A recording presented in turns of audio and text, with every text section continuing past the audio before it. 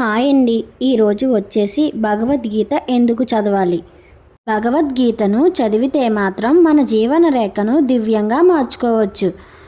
భగవద్గీత అనగా భగవంతుడిచే జ్ఞానం చేయబడింది. లోకంలో ఉన్న సర్వ విషయాలు గీతలోనే ఉన్నాయి.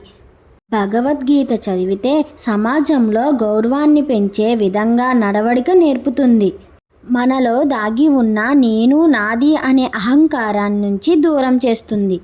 భగవద్గీతను నిత్య జీవితంలో అర్చించాలి.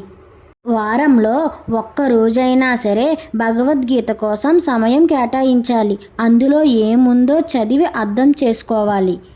భగవద్గీతకు ఎలాంటి భేదము లేదు. ఎలాంటి వయసు వారైనా, ఎలాంటి ప్రాంతం వారైనా, ఎలాంటి మతం వారైనా కూడా ఈ భగవద్గీతను చదవచ్చు. ప్రతి ఒక్కరూ చదవాల్సిన ఏకైక గ్రంథం భగవద్గీత.